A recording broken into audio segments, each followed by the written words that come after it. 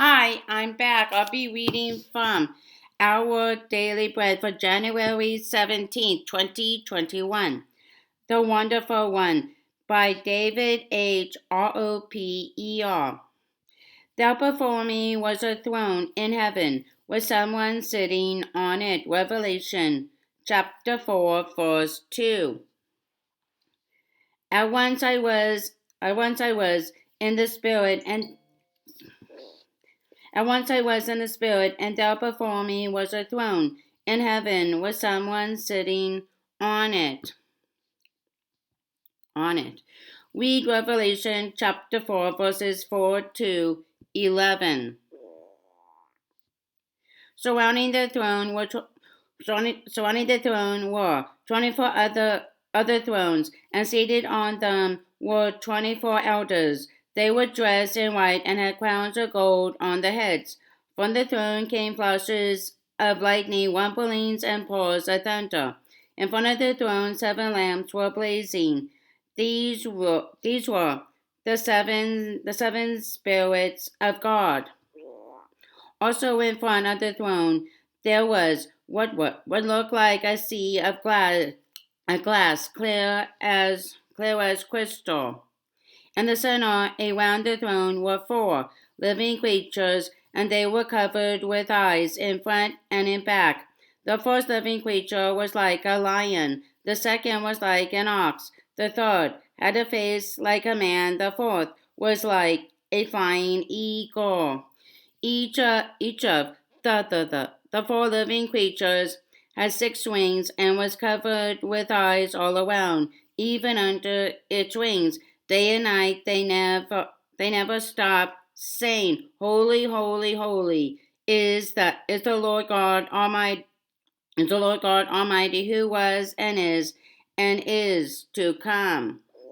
Whenever the living creatures give glory, honor, and thanks to him who sits on the throne and who lives forever and ever, the 24 elders fall down before him who sits on the throne and worship him who lives forever and ever. They lay their crowns before the throne and say, "You are worthy, our Lord and God, to receive glory and honor and power. For you created all things, and by your will they were created and have their being."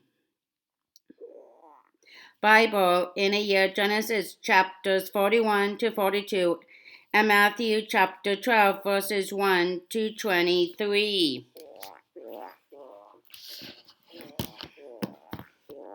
Genesis chapter 41.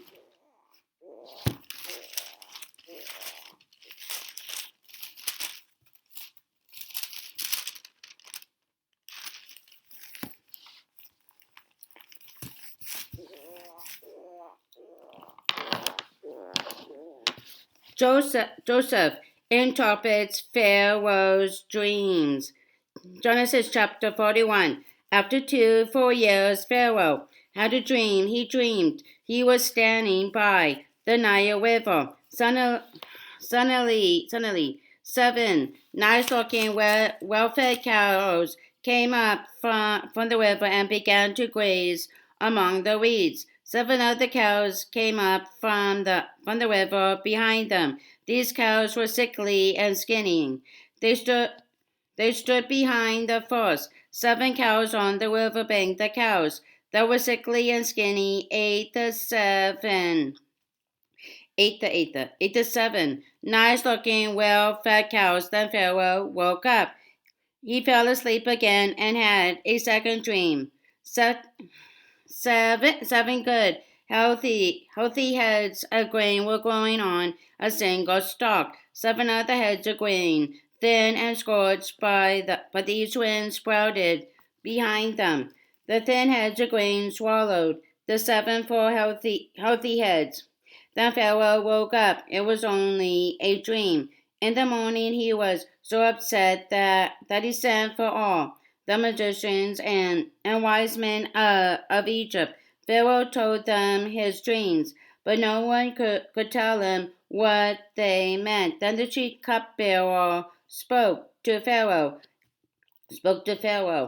Uh, I remember, I remember a promise I failed to keep some time ago when Pharaoh was angry with his servants. He confined me and the chief baker to the captain of the guard's prison. We both had dreams. The same night, each dream had its own meaning. A young Hebrew, a slave of the captain of the guard, was with us. We told him our dreams, and he told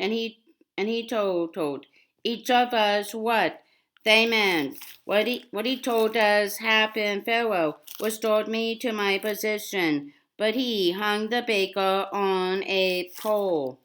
Then Pharaoh sent for Joseph, and immediately he was brought from the dungeon. After he had shaved and changed his clothes, he came in front of Pharaoh. Pharaoh said to Joseph, I had a dream, and no one can tell me what it means. I heard that when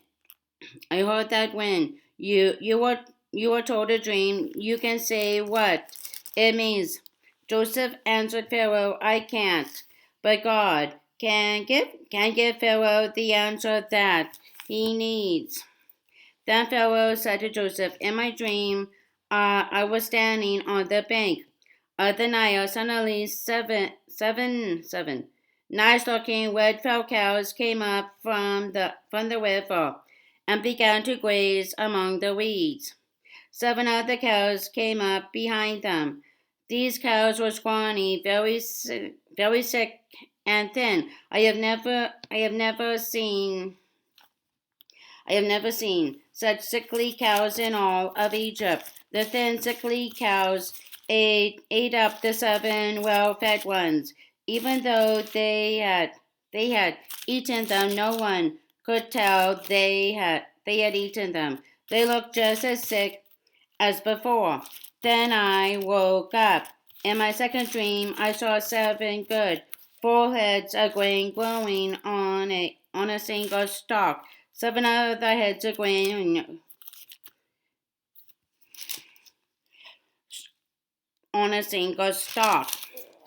Joseph, Genesis 41. Pharaoh put Joseph in charge of Egypt. Joseph's jealous brothers sold him to slave traders when he was a teenager in Egypt.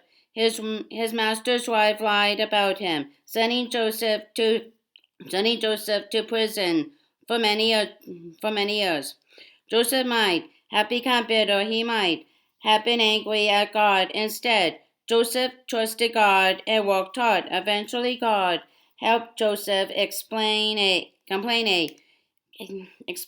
confusing dream to Pharaoh, and Pharaoh put Joseph in charge of all Egypt. Later, Joseph told his brothers, even though you planned evil against me, God planned good to come out of it. Genesis chapter 50, verse 20. Getting to know Joseph. Why is it hard to keep doing right when you were treated unfairly? Joseph forgave his brothers for what they did. Why is it hard to forgive? Why would you want to marry a person like Joseph? Like Joseph. Important people in Egypt rode in golden chariots. People ran in front to announce who was coming. When Joseph lived in Egypt, the Great Pyramid of Cheops was already over 700 years old.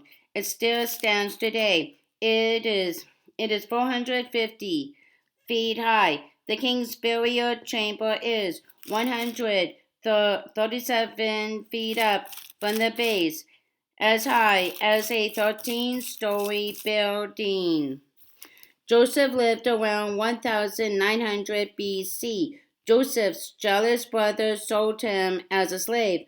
Joseph became the second most powerful person in Egypt.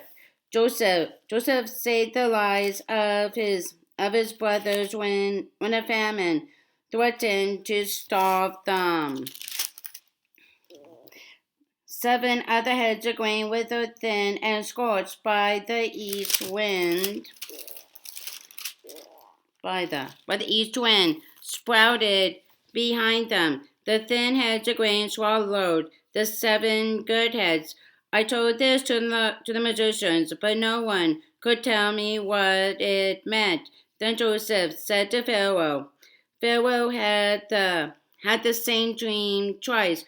God has told Pharaoh what he is going to do. The 7 good cows are 7 years, and the seven good heads of grain are 7 years. It's all the same dream. The 7 thin, sickly cows that came up behind them are 7 years.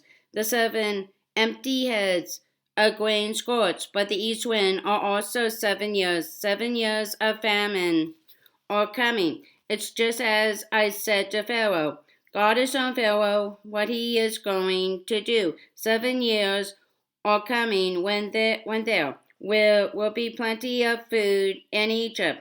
After them will come 7 years of famine. People will forget that there was plenty of food in Egypt, and the famine will ruin the land. People won't remember that there once was plenty of food in the land, because the coming famine will be so severe.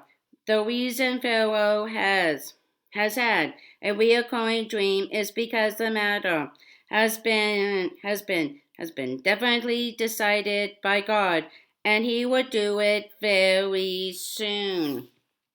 Very soon. Joseph advises Pharaoh. Pharaoh should look for a wise and intelligent man and put him in charge of Egypt. Make arrangements to appoint supervisors over the land to take a fifth of Egypt's harvest during the 7 good years. Have them collect all the food during these good years and store up grain under Pharaoh's control to be kept for food in the cities. This food will be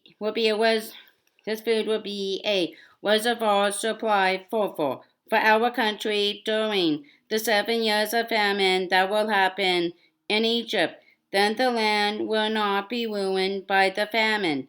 Pharaoh and all his servants liked the idea, so Pharaoh asked his servants, "Can we find anyone like this? A man who has God's spirit in him?"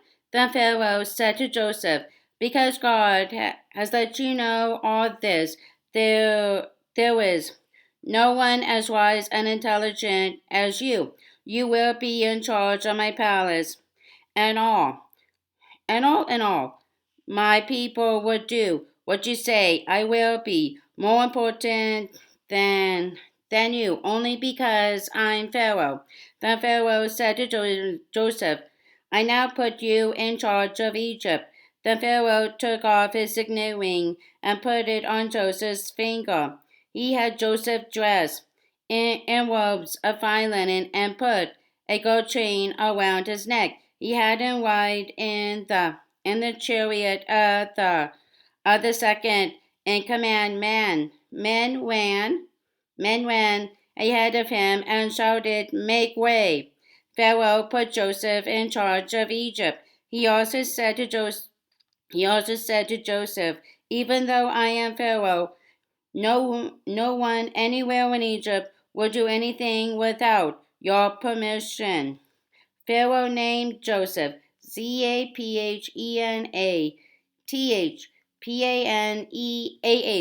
and gave him Asenath as his wife. She was the daughter of Potiphera, priest from the city of On. Joseph traveled around Egypt. Joseph served Pharaoh. Joseph was 30 years old when he entered the service of Pharaoh the king of Egypt. He left Pharaoh and traveled all around Egypt. During the 7 good years the land produced large harvest. Joseph collected all the food grown in Egypt during those 7 years and put this food in the cities. In each city he put the food from the fields around it.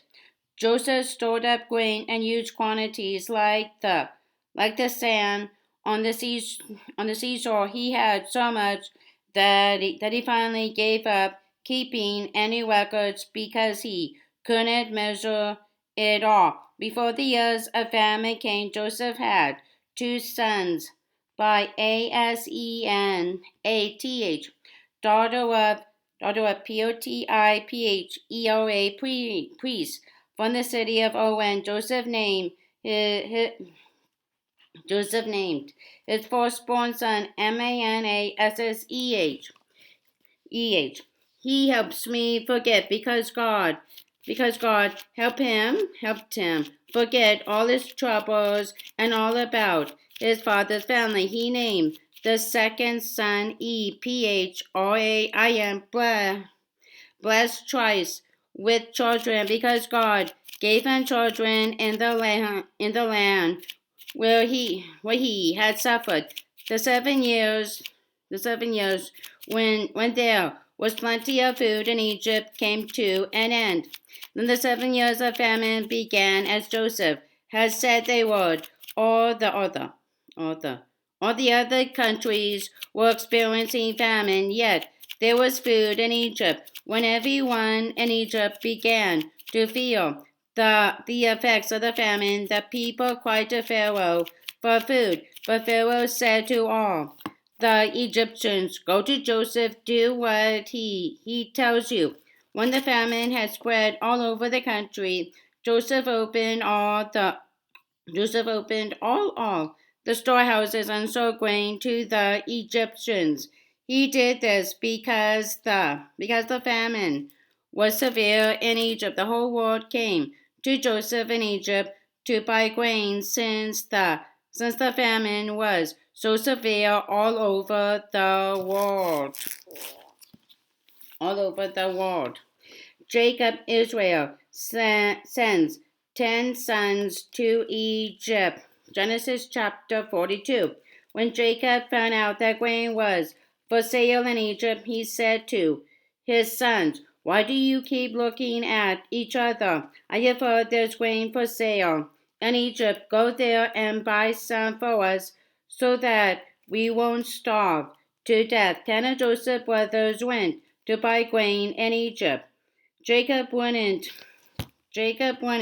send Joseph's brother Benjamin with the other brothers, because he was afraid that something would happen to him. Israel's sons left with the others who were going to buy grain, because there was also famine in Canaan.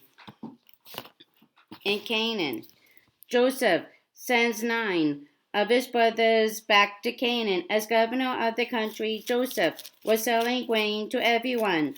So when Joseph's brothers arrived, they bowed in front of him with their faces touching the ground. As soon as Joseph saw his brothers, he recognized them, but he acted as if he didn't know them and spoke harshly to them.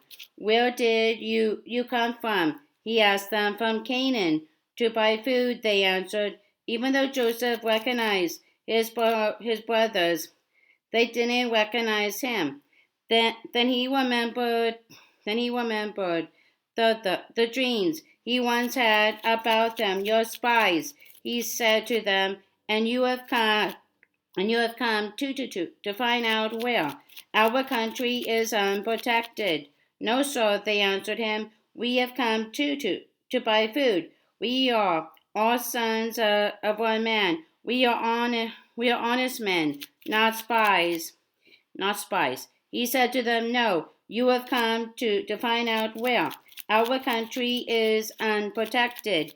They answered him, "We were 12 brothers. sons of one man in Canaan. The youngest brother stayed with our father, and the other one is no longer with us. It's just as I told you, Joseph said to them, you are spies.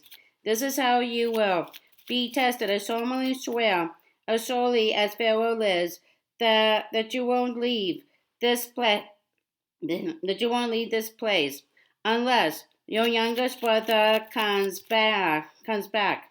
One of you must be sent to get your brother while the rest of you stay in prison. We will see if you are telling the truth. If not, I solemnly swear, as surely as Pharaoh lives, you are spies.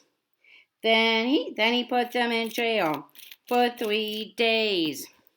On the third day, Joseph said to them, do this, and you will live. I too fear God. If you are honest men, you will let one of your brothers stay here in prison. The rest of you will go and take grain back to your starving families. But you must bring me your youngest brother.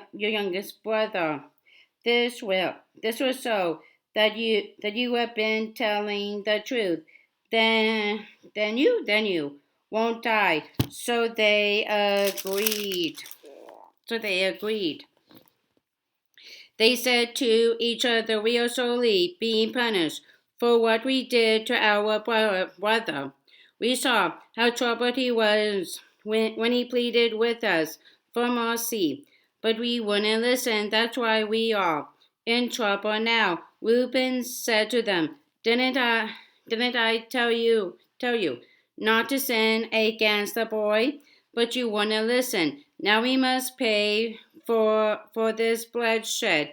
They didn't know that Joseph could understand them because he was speaking through an interpreter. He stepped away from them to cry. When he could speak to them again, he came back. Then he picked Simeon. Then he picked Simeon and had him arrested right in front of their wives. Joseph gave orders to fill their bags with grain. He put each man's money back into a sack and gave them supplies for their trip. After their bags were filled, they loaded their grain on their donkeys and left. At the place where they stopped for the night, one of them opened his sack to feed his donkey. His money was right inside his sack. He said to his brothers, my money has been put back. It's right here in my sack. They wanted to die. They trembled and turned to each other and asked, what has God done to us? Jacob. Israel's sons report to him. When they came to their father Jacob in Canaan, they told him all that had happened to them. They said, the governor of that land spoke harshly to us and treated us like spies.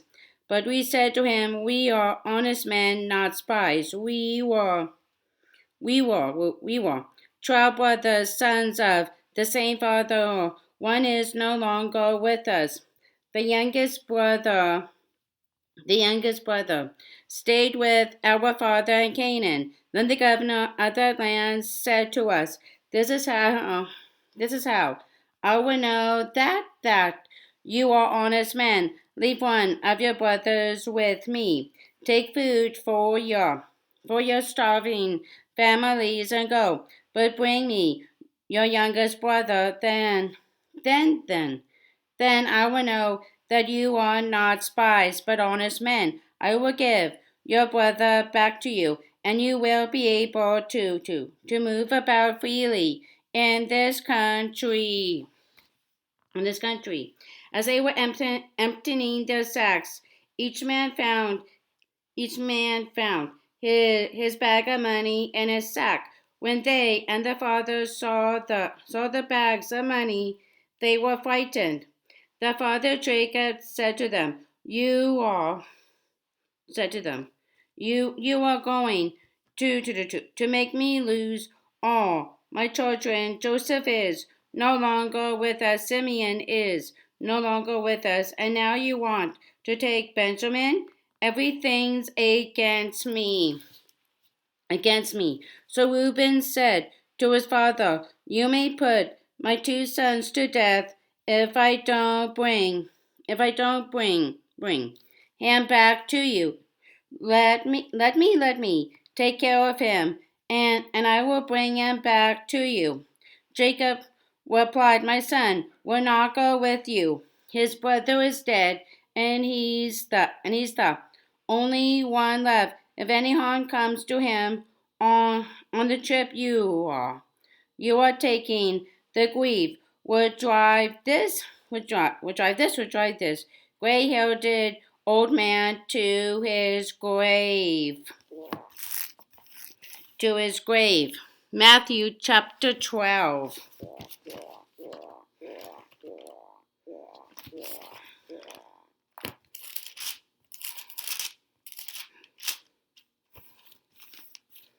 Matthew chapter 12, verses 1 to 23.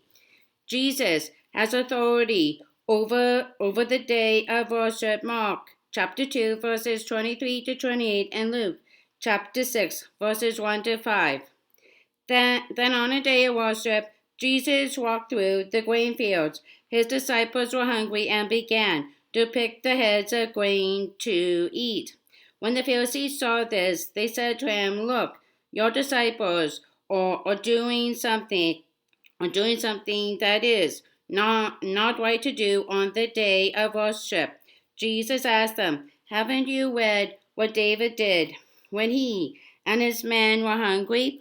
Haven't you read how he went into the house of God and ate the bread of the presence? He and his men had no right to eat those loaves. Only the priests have that right. Or haven't you read in Moses' teachings that on the day of worship, the priests in the temple do things they shouldn't on the day of worship, yet remain innocent? I can guarantee that there's something greater than the temple is here.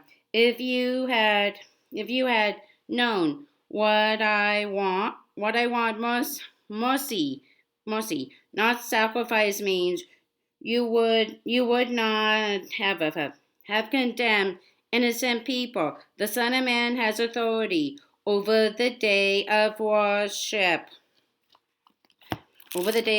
Jesus heals on the day of worship. Mark chapter 3, verses 1 to 6, and Luke chapter 6, verses 6 to 11. Jesus moved on from there and went into a synagogue. A man with a paralyzed hand was there. The people asked Jesus whether it was right to heal on a day of worship so that they could accuse him of doing something wrong. Jesus said to them, Suppose one of you has a sheep. If it falls into a pit on a day of worship, wouldn't you take hold of it and lift it out? Certainly a human is more valuable than a sheep, so it is right to do good on the day of worship. Then he said to the man, Hold out your hand. The man held it out, and it became normal again. And it became normal again, as healthy as the other. The Pharisees left and plotted to kill Jesus. He knew about this, so he left that place. Jesus is God's servant. Many people followed him, and he cured all of them. He also ordered them not to tell people who he was. So what the prophet Isaiah had said came true. Here was my servant, whom I had chosen, whom I love, and in whom I delight. I will put my spirit on him, and he will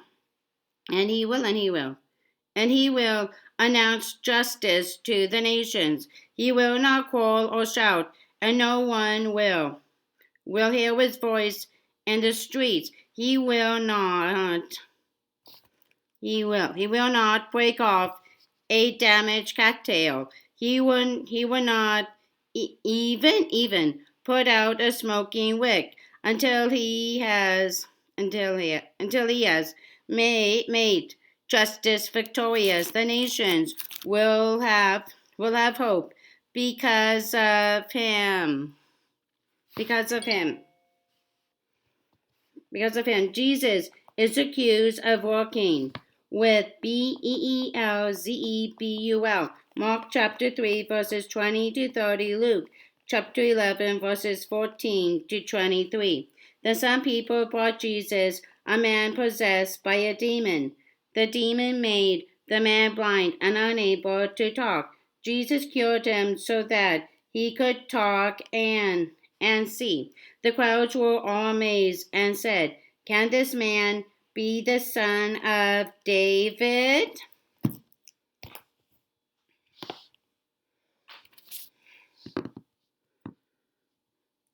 In the Wonderful Wizard of Oz, Dorothy, the Scarecrow, the Tin Man, and the Cowardly Lion return to Oz with the broomstick that empowered the Wicked Witch of the West. The wizard had promised in return for the broomstick that he would give the four their deepest desires: a white home for Dorothy, a brain for the Scarecrow, a heart for the Tin Man, and courage for the Cowardly Lion. But the wizard stalls and tells them to come back the next day.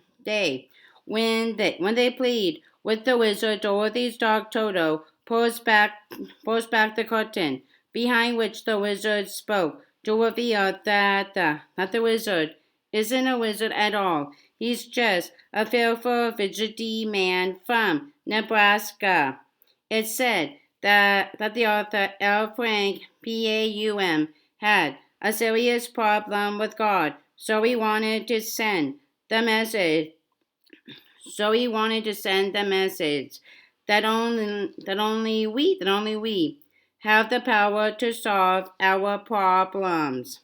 In contrast, the Apostle John pulls back the veil to reveal the truly wonderful one behind the curtain. Words.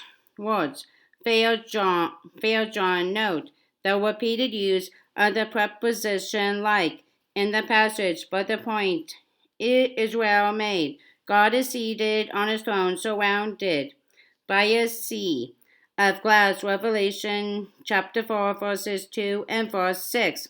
Despite the troubles that plague us here on earth, chapters 2 and 3, God isn't pacing the floor and biting his nails. He's actively at work for our good, so we can experience his peace. What do you feel today? How does it help you to know that God controls the troubles that surround you? How can you better trust and surrender to him? I'm grateful, God, that I can count on you to walk with me through everything. Thank you for your peace. Okay, that's all. Bye for now.